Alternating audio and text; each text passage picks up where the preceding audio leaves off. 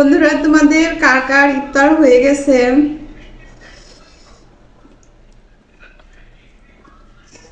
দেখো, আমার বাবু কথা বলেছে। পিকু বাবু, নিশ্চয়ই তোমরা শুনতে পেয়েছো।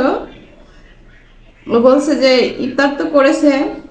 ও জানাচ্ছে যে আমি ইফতার করে ফেলেছি, আজান হয়ে গেছে, তুমি পারো নাই। আমাকে বলতেছে শানাস তুমি পারো নাই।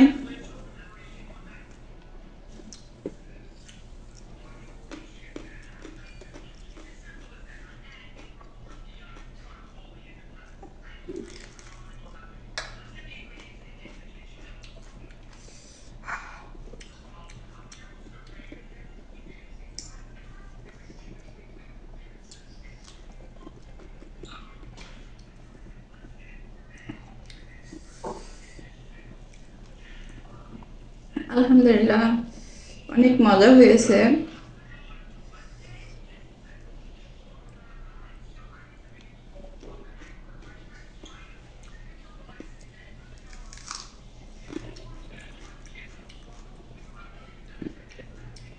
বন্ধুরা, তোমরা কে কে আছো আমার মতো সারাদিন রোজা থেকে খেতে পারো না?